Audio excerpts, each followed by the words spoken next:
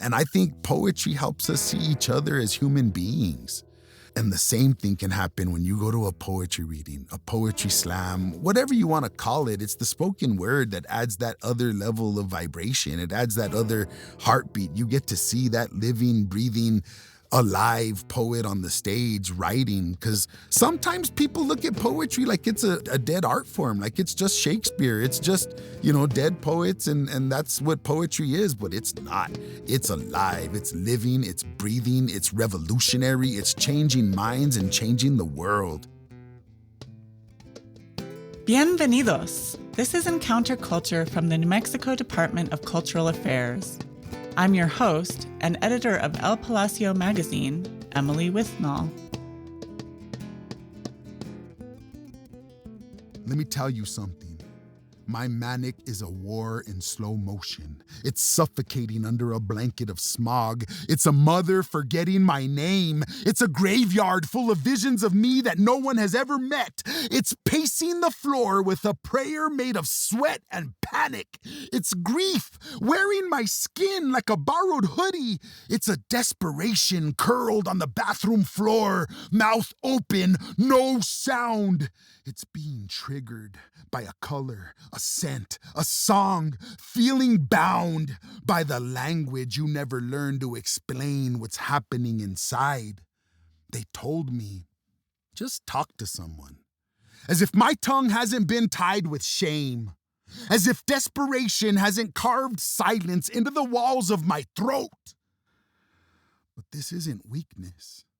This is transformation. This is death and rebirth. I've learned the art of dying without actually dying. I've been heartbroken by love, by self-loathing, by the belief that I was unworthy, unlovable, unwanted. But I'm still here. Healing is not a straight line.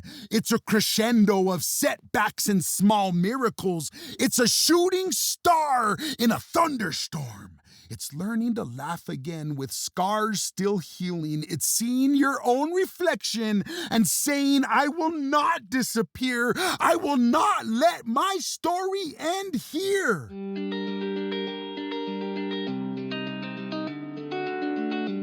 That was an excerpt from the poem The Art of Dying by Manuel González, New Mexico's third state poet laureate, who says that poetry is medicine.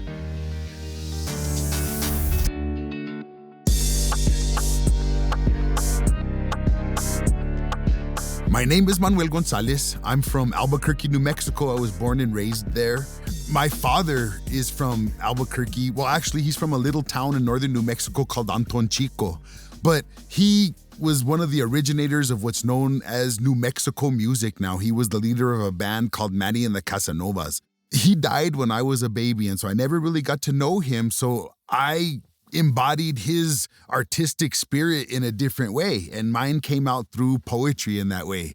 And so I had my notebook with me and I'd write things in it, and that's where I would write my ideas, but it was always something I kept personal and private. It was something I wouldn't share with people. It was something I kept to myself.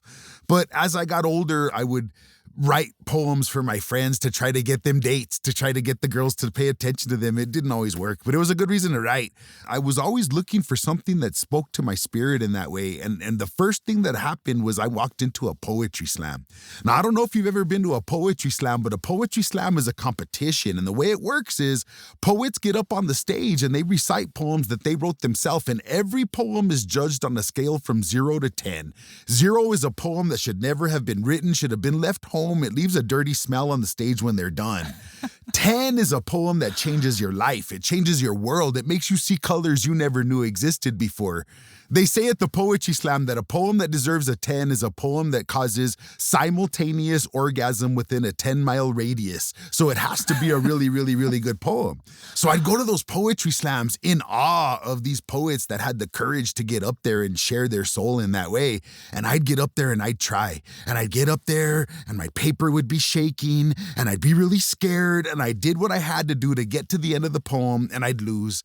But I didn't give up. I kept going back. I revisited improvised, rewrote, and memorized my poetry, and eventually I started to win. And since then, I've been the Albuquerque Poetry Slam champ 4 times and got to represent Albuquerque on a team as we go to the national poetry competition and compete in that way. It was fun. It took me a long time to figure out that Poetry Slam is just a fun game for us to play with our art. It's not necessarily a road to finding a career in this art form, because it was a teacher that came into a poetry slam that saw what we did and invited me into a classroom that said, could you please share what you did with our students? And I went into a classroom, and this was the first time where I got to stand in front of students and share my arte, my art, my poetry. And I got to see that light bulb above their heads. And I don't teach anybody anything. I show them my authenticity and vulnerability and tell them that there's medicine there and I'd like to show you how to use it. And I give them a pencil. And so that's where my art from the stage transmuted into the classroom.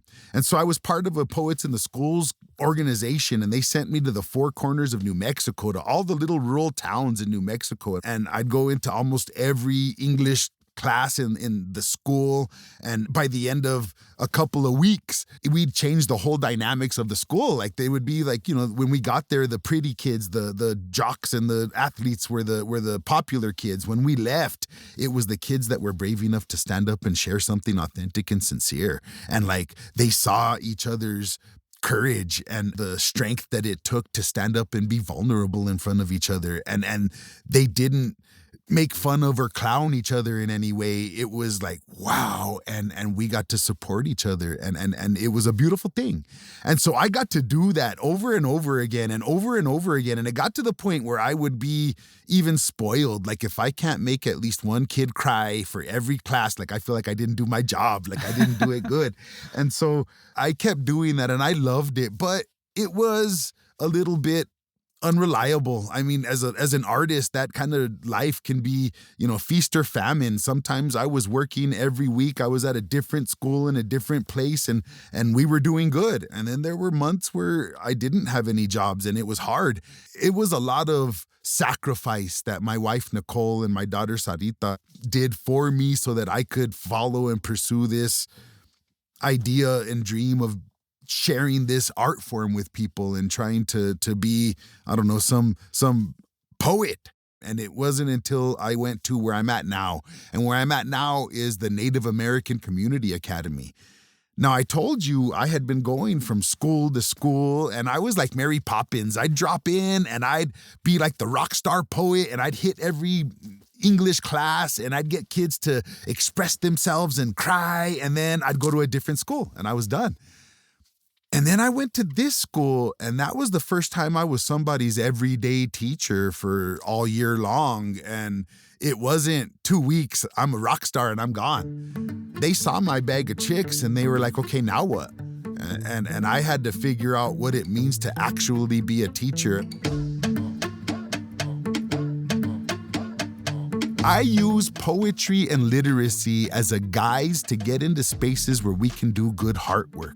And that's what I'm doing with these students. We're writing about emotions and feelings and experiences. And just this last week, we were doing Dia de los Muertos. And what I had my students working on was heart work. And so what I mean by that is I told them, okay, you guys, we are talking about times where we're honoring spirits in this way.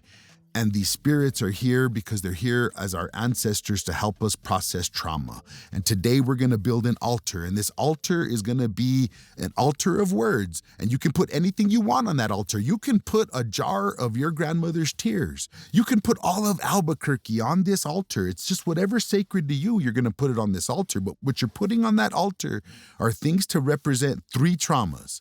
Your personal trauma, and that's the stuff you've been through, the stuff you went through that we carry on our shoulders that makes it heavy for us to get through the day. Put it down on the altar. Then we have family trauma, and this is the stuff that we get from our direct bloodline, from the stories that all of us have, those stories, the shadows, the stories that we don't tell outside the family because those are the stories that are secret that we just keep to ourselves. Find something that represents that and put that on the altar. And the last one, and it's heavy, not just because I work at the Native American Community Academy, because I think this is something that all of us need to do, but we talked about ancestral trauma and to deal with processing the grief and pain that we carry from the way history went down. But we protect ourselves by not just bleeding all over the page. We find objects or metaphors or imagery to represent that trauma. And then instead of talking about, the pain and depression that I go through, you can talk about a cracked mirror and just describe that cracked mirror. And that cracked mirror is your depression. You don't have to show everybody all your vulnerabilities. It's there in the words, it's there in the metaphors, and this is how we heal. Because I found that there's medicine in this art form. And this medicine comes from expressing yourself and telling the truth. The poetry comes when you get that truth and we can shine it up and we can polish it and make it pretty. But that's what I want to represent New Mexico. And as the New Mexico Poet Laureate, it's not about me or my accomplishments or my title. It's about this being a ticket to get me into more places to do that kind of art and heart work. There's 33 counties and 23 pueblos, and I want to hit all of them. I got 3 years to do it. And while I'm there, we're going to be working on heart. And because this artwork is inherently beautiful, what we create becomes the flowers that help other people heal. Because we got a lot of healing to do in New Mexico. But once we do that healing, we get to appreciate the wonder, beauty, and magic that's the world all around us and all the time. I am so proud to be able to represent not only the voices of the people here and our cultura, our culture, and all the different cultures that we have here, but the land, this New Mexico, this place, it's special, it's magical, it's something that doesn't exist in other places. It's sacred. And we understand that here. And I think that's why those of us that are here, we appreciate it. And that's what I want to bring to light. I want to show everybody our shine, that we're not, Breaking Bad or the worst statistics that we see on the news. We are these artists, these poets, these sunsets, these mountains, our medicine, our ceremony, our rituals, our culture that are in our everyday lives, the things that we incorporate into the steps that we walk as we walk down the road.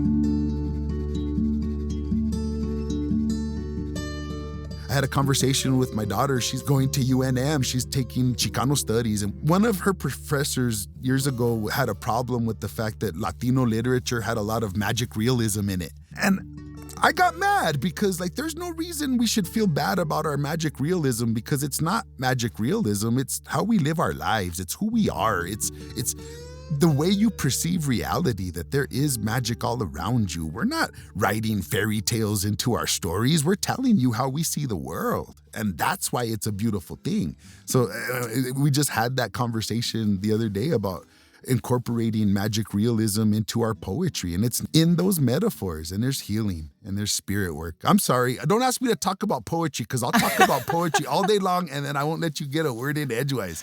So you might have to just kind of elbow your way into me so you could talk. Yeah. Well, I have 2 questions for you based on everything you've just said. But because you were just talking about magic realism, and just before we started recording, you said you have some stones in your hat, which maybe keen listeners will be able to hear rattling around a little bit. Can you talk about what those are? So I've been studying ancient Mesoamerican culture and philosophies, and they have these ideas of the Nahuali. It's the idea of, for a lack of a better word, spirit animal, spirit guide. But it also comes in the form of stones. I got excited about that because I've always been the kind of person to carry rocks in my pocket. I'll have a piece of quartz or a piece of jade or something.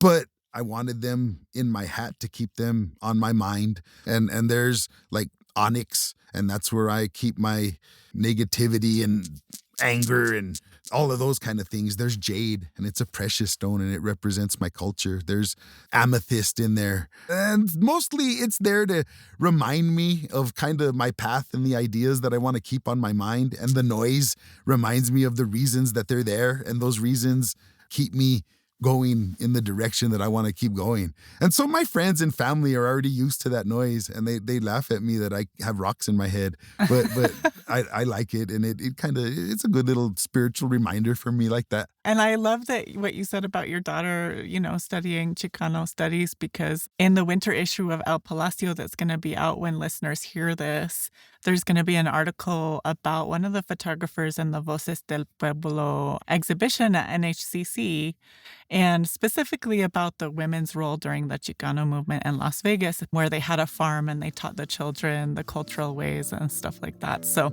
for listeners who are interested in that tangent,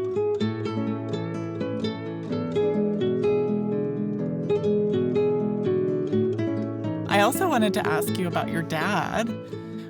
You said he was a musician. Did he write his lyrics to songs? All of his music was original. It started as a family band, and then it turned into Manny and the Casanovas, and there was different band members, but he was the leader of the band.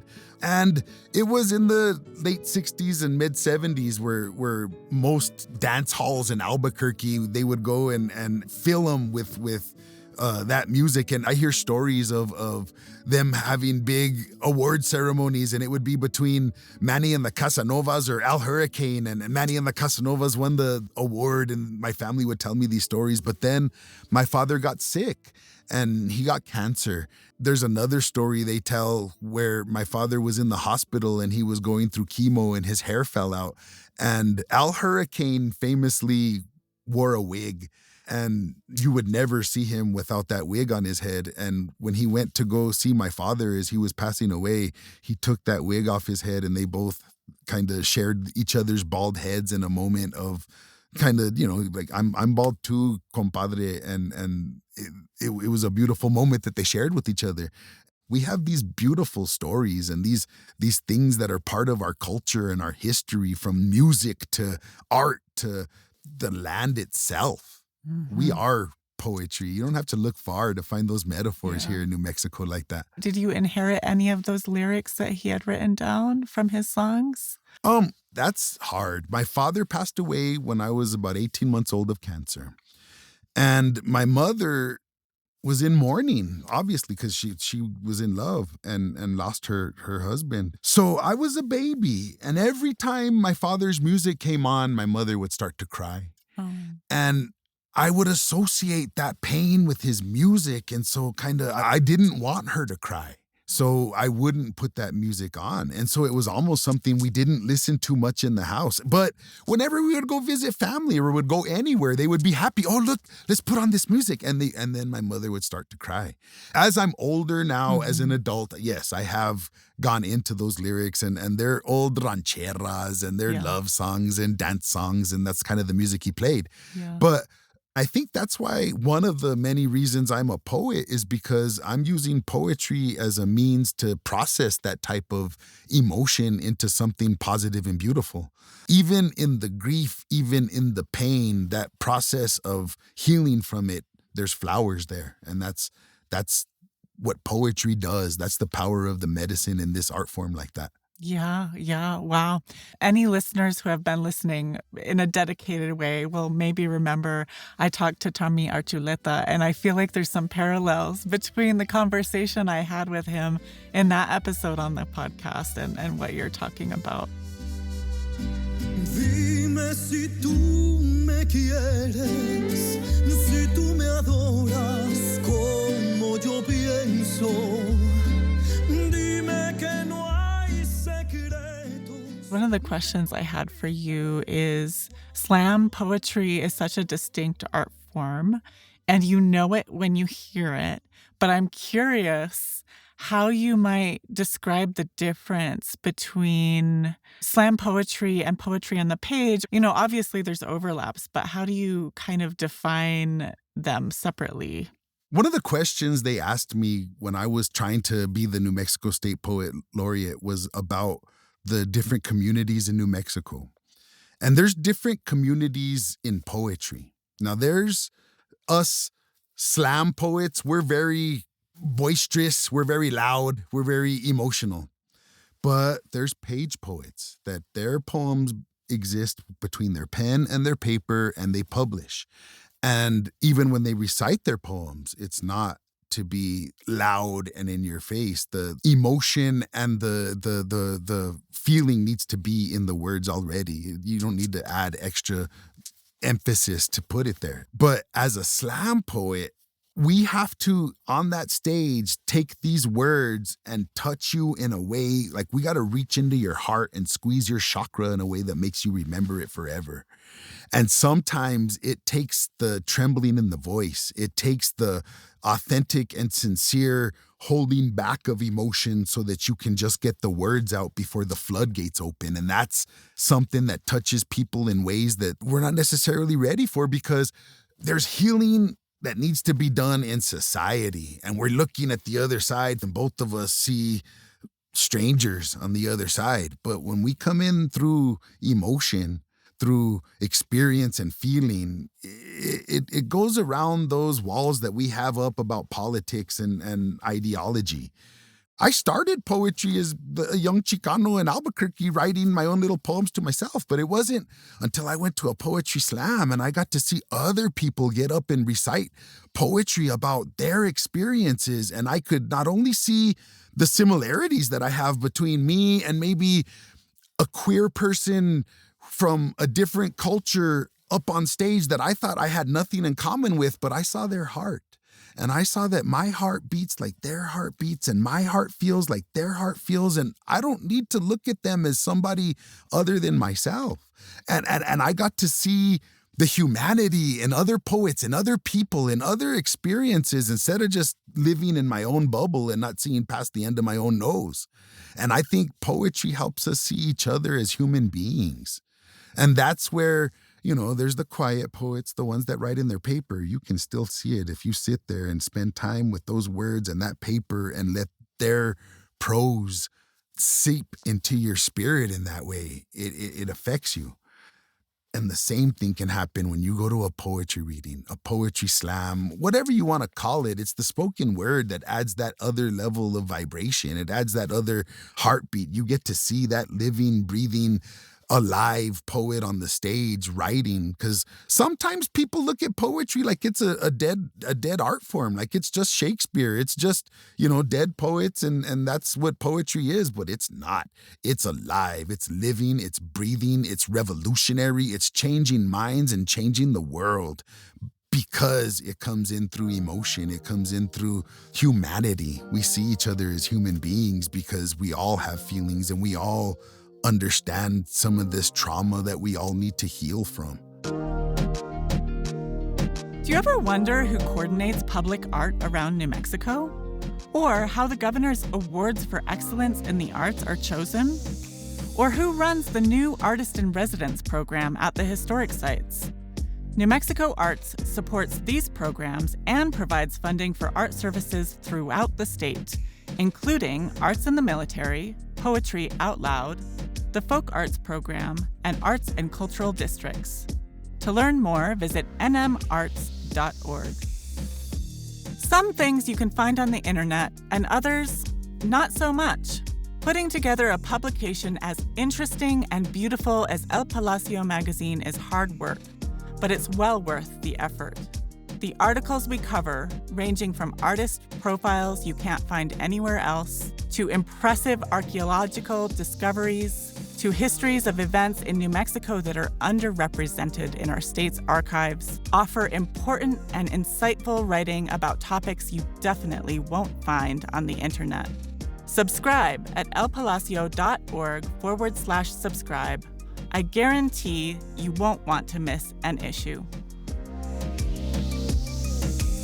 So can you tell me a little bit about your craft and what you're thinking about either when you're writing or when you're going back to revise? My poet mentor was Danny Solis.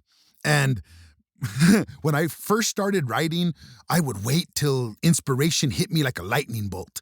And then I have to get a pen or else my head would explode and I don't know what would happen.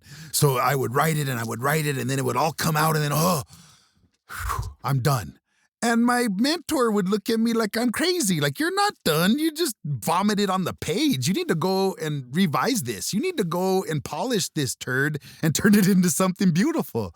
And by working with wise poets and other people and mentors in my life, they taught me that this craft lives much more through discipline than it does through inspiration. And if you take the time to hone your craft and go back and visit the things that you've done before, you see sometimes it's even communication from your subconscious that you didn't know when you wrote it, why you wrote it. But now when you go back and visit it, you can see these things and focus on them and show that there's beauty there too. Now, poetry is ceremony.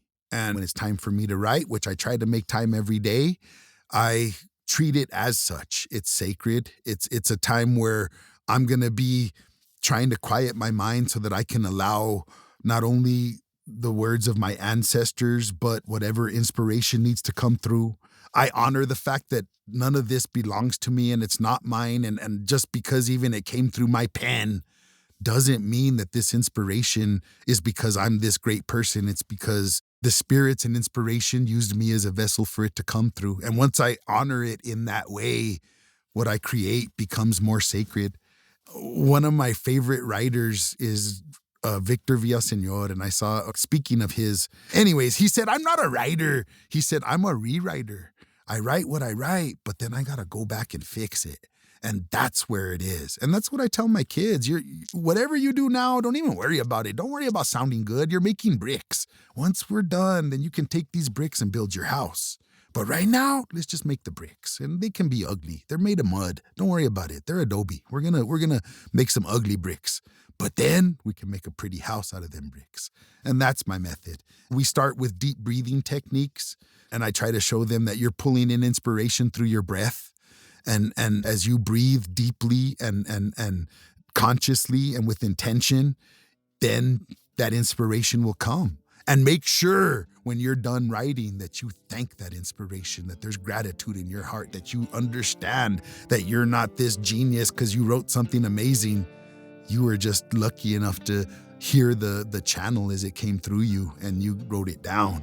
And make sure you honor that. And so that's how my whole process has changed from being a young man trying to follow this art form to being a elder now and a future ancestor in this way to honor this art form and the healing and medicine that's in it.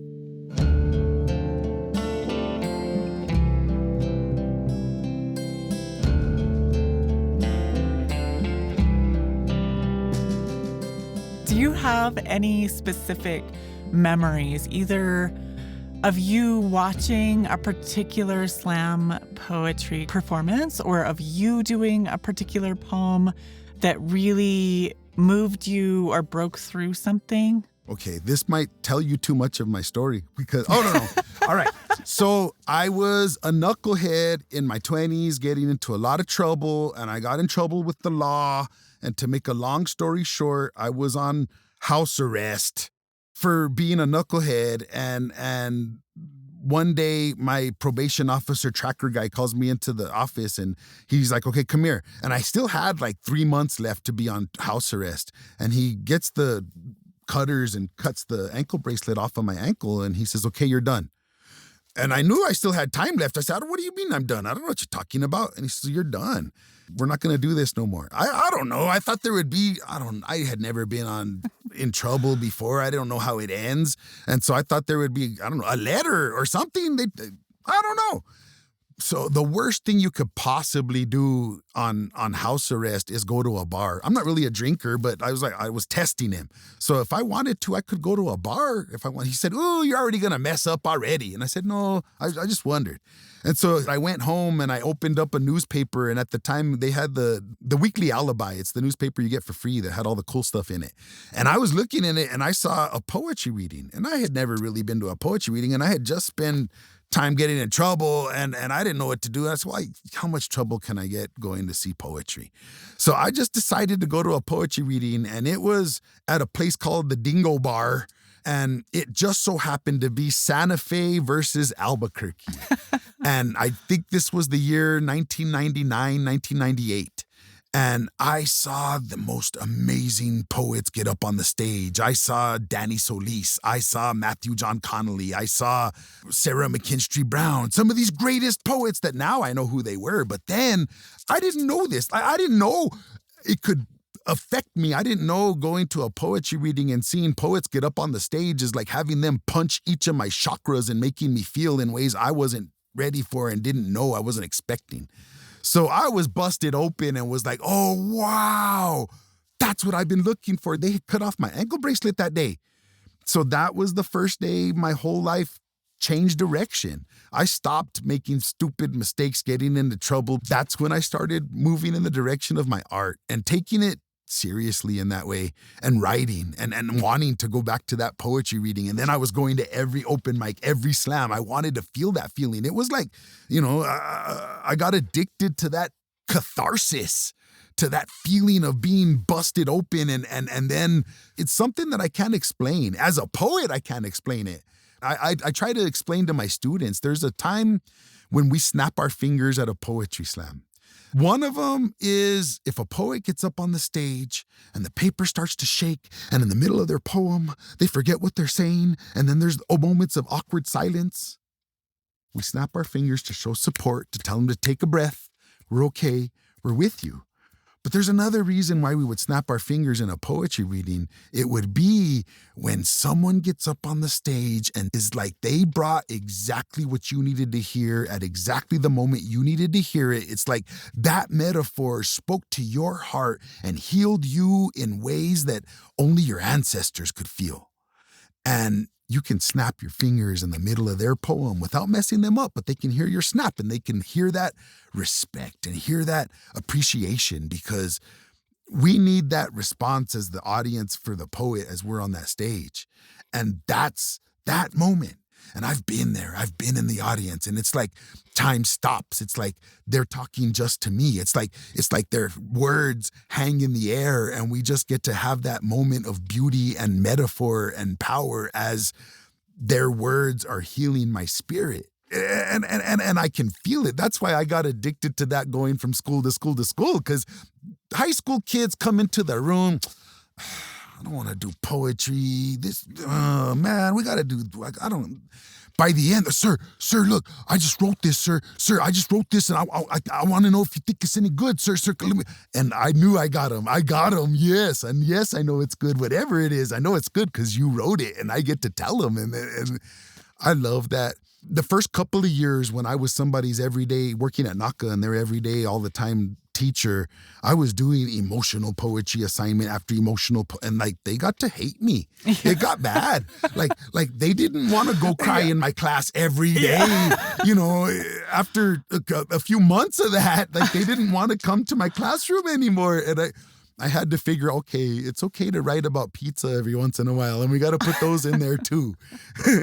I had to figure out when it was okay to push them and when it was just, okay, we need to go outside and talk about the beauty we see in the sky. I had to find those happy poems. Not every poem needs to twist your soul and break your heart. So what grades do you teach? I've taught all grades. The little ones, those are scary.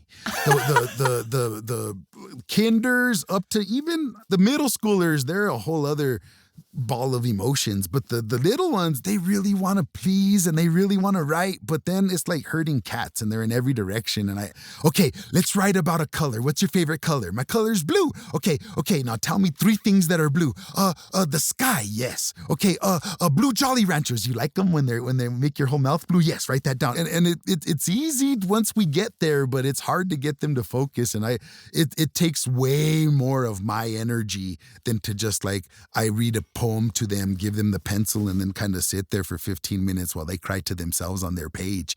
The little ones are hard. The middle schoolers, they're emotions, and they're just barely starting to feel those emotions, and they don't really know what to do with them. And sometimes they get dark, sometimes they get scary, and sometimes I'm there to help them untie the knots that they carry in their stomach, and they're connected to those traumas that we talked about a while ago. And we got to figure out how to talk about these traumas without re-traumatizing ourselves and without exposing so much of ourselves that kind of, it shows everybody your vulnerabilities. There's ways to protect yourselves in these metaphors, and that's why we do it that way. Now, the high school kids are already walking the room with their walls up and they're protected. And I have to show them my vulnerability. I have to break my heart, open it up for them and bleed in front of them for them to be like, okay, I think I might be able to try this. and they're very skeptical. And they don't even really, until they see another one of their fellow students do it. And then once I can get one kid to do it, then they all, it's beautiful. My experience working with this Native American community was the opposite of that. I can get them to write. I could get them to fill pages, but they didn't want to speak. They didn't want to share. They didn't want to get their voices heard. And no matter how loud I got or how high I jumped or how much energy I tried to bring to the classroom, sometimes even the louder I got would make them cringe even more. It wasn't part of who they were. And the hardest part was, in order for them to stand up and share what they had, I had to get it to where they felt safe and comfortable with me. And sometimes they were barely getting comfortable with me, and then the class ends. But I was used to being a slam poet, being a boisterous spoken word artist. They're page poets over there.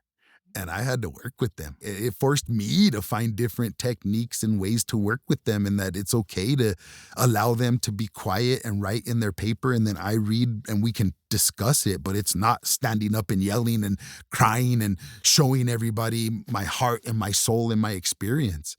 But when they stand up and read what they wrote, it's there.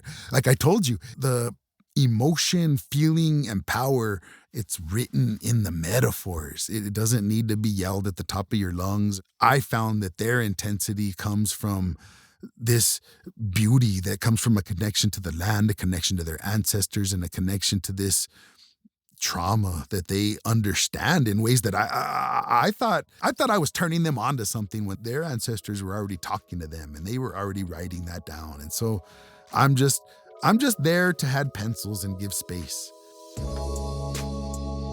This excerpt is from Clearly Spoken, dedicated to the students at NACA. They walk into my classroom carrying the constellations of their ancestors in their rib cages, ancestral codes written in their bones, whispered in the spiraling scrolls of their DNA, cosmic syllables humming low in their throats. Spoken in the stars that illuminate their dreams, they are stardust and cornmeal, river, breath, and red clay. They come from pueblos older than this nation, from Dene chants and Apache winds, from Kiris prayers whispered into canyons, echoes, and grandmother's stew.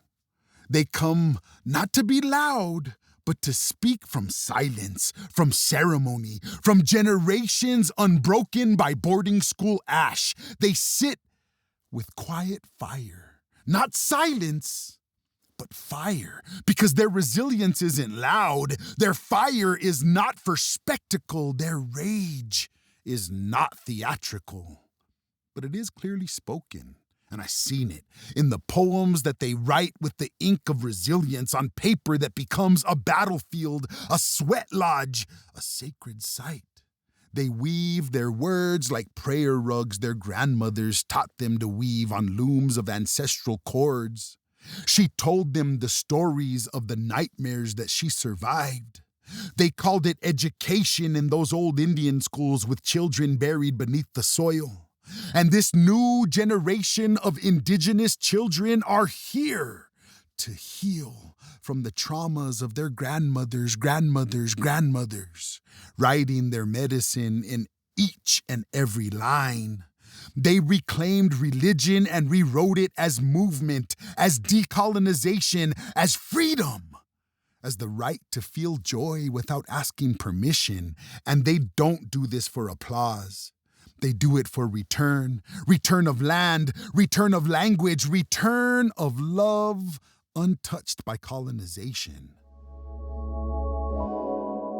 And every day it's a learning process, but I really love to see how this art form heals people. I've gone to the halfway houses, people getting out of prison. I've gone to the treatment centers where people are dealing with addiction. I used to go to YDDC, to the youth detention centers where those kids, man, if we were all judged by the mistakes that we made when we were young for the rest of our lives, like those kids are just kids. And sometimes, I mean, I'm sorry to say it, but when I go in there, they treat those children like they're adult criminals. And so I try to find the children in them sometimes. And that's where I'm working with the 18, 19-year-olds, but we write about the color blue. And I got to worry about that because we got to worry about gang connotations with colors and things. So I go, okay, what would your grandmother say her most beautiful thing is when she thinks of the color blue? So we got to break it down to, don't talk about my grandma. And so I'm going, like I told you, we go in through emotions. We go in through feelings. I come into their heart, makes them put down those walls. You're going to talk about your grandma. It's hard to talk about gang colors and glorifying violence or misogyny or any of these other things that sometimes they're ready to write about and they want to start rhyming and write raps that they hear. Tell me what your grandmother's eyes look like. Grandma is a good one to go to. We all have a soft spot in our heart for our grandma. And so I go there. And then some of these kids have stories. They don't have family. They don't have any of this stuff. So I got to find other ways where we can come into heart. That's what I'm looking for. I want to reach into heart. That's what this poetry is. That's what this art form is. It's about heart work. Oh, and the metaphors and the simile and the figurative language and all the stuff that those English teachers in that other room are teaching over there at my school. I'm here to get them to express themselves authentically and sincerely. And so as the New Mexico Poet Laureate, I'm going to set up writing workshops before we do open mic performances at different libraries and schools and detention centers and treatment centers. And then after we've done the crying and we've done the writing and we get to the sharing, I'm going to showcase their work on a website. And on that website, we'll have the state of New Mexico where you can click on the different counties and click on the different pueblos. And when you click on it, then you will have the opportunity to either see video or text. And I'll be collecting these over the next 3 years. I'm going to hit all these different places and then start this whole living digital anthology that I want to make it so that people can upload their own poetry to, so that even when I'm not Poet Laureate anymore, this is something that can live ongoing, because this art form is a movement. It's not just, pretty poems and books on the shelf. It's political, it's artistic, it's revolutionary, and what we do moves people's hearts. We can talk about politics and ideas, but to hear the sound of a baby crying because they're hungry is something that none of us can really argue with or have any kind of political stance against. That's what poetry does. I try to get everybody to talk about the truth, regardless of what your political stance is or who you follow or who you voted for. I want to know about what makes you cry and how is that connected to the humanity that you carry inside your heart, that we all carry inside our hearts, that we are human beings. And that's what I feel can heal and is something that this art form can do in New Mexico. And that's what I want to spread. I want to show. I want to showcase our beauty, our poetry, our healing, this medicine that lives in each of our hearts that we have to share with one another in that way. Because you never know if it's your voice that's the one that's going to be that person needed to hear at that moment, that healed them in ways that only their ancestors understood. That's the way I got into with my kids to get them to stand up and share, is to tell them that you remember that time when a poet touched you and it hurt, but it felt better and it made you heal. Your voice is that voice for somebody else. And if you don't get up and share what you wrote, you're dishonoring that inspiration that came through those words. And the inspiration that needs to live on when somebody else hears what you did. And that's what I want to do. That's what I want to go around New Mexico and having everybody share their inspiration with one another until we're all inspired and we all start figuring out how to change the world with one another in a beautiful way, so that we can see the humanity in one another in this way. This is Ritual Vessel Volcano Vision. Albuquerque. This is healing, reclamation. We sanctify the soil. We are more than crime statistics. We're San Jose sunrises, Barelas Barrio alchemy, Central Avenue gospel painting hope in bold strokes of dawn. The blue light of the magic hour. From Tramway to Old Town Soul to the West Mesa, we carry our medicine in our stride, our mouths, our breath, our hearts are our war drums, rebellion embodied, forged in fire by volcano breath, blessed by the Rio Grande's sacred flow, Burque. You are holy ground, not forgotten nor forsaken. You are the drum circle, the car show, the lowrider moonrise over El Chante, a temple, West Mesa, the horizon beckoning you to rise again and again like the sun over the sandias and ignite every barrio that dimmed its glow. We are building a city that heals, that honors, that shouts joy into the future.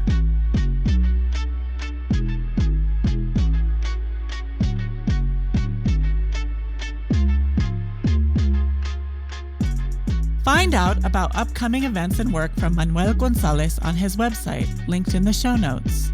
Be sure to also look for links to our past episodes with poets Lauren Camp and Tommy Archuleta. And keep your eye out for the spring issue of El Palacio magazine, which will be filled with poetry.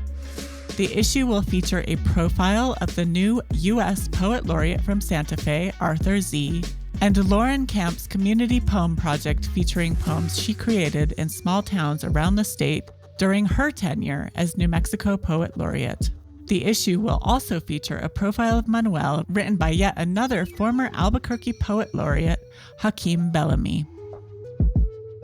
Manny shared 3 of his poems for today's episode: Clearly Spoken, Ritual Vessel Volcano Vision, and The Art of Dying. To see him read the full poems, visit our YouTube channel at New Mexico Culture.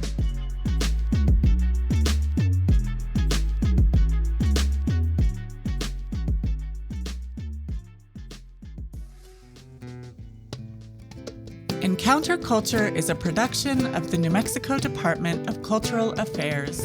Our producer is Andrea Klunder at the Creative Imposter Studios. This season is produced and edited by Andrea Klunder and Alex Riegler, with additional editing by Monica Brain. Our recording engineers are Colin Underleiter and Cabby at Cabby Sound Studios in Santa Fe. Technical direction and post-production audio by Edwin R. Ruiz.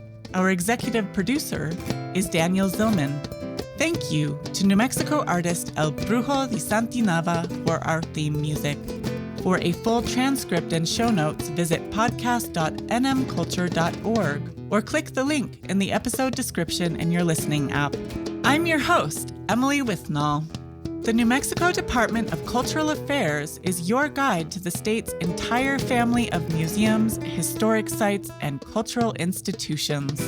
From native treasures to space exploration, world-class folk art to ancient dinosaurs, our favorite way to fully explore is with the New Mexico Culture Pass. To see everywhere Culture Pass is accepted and reserve yours today, visit nmculture.org/visit/culturepass. And if you love New Mexico, you'll love El Palacio magazine. Subscribe at elpalacio.org. Thank you for listening. And if you learned something new, send this episode to a friend or share it on social media. We love celebrating the cultures of New Mexico together.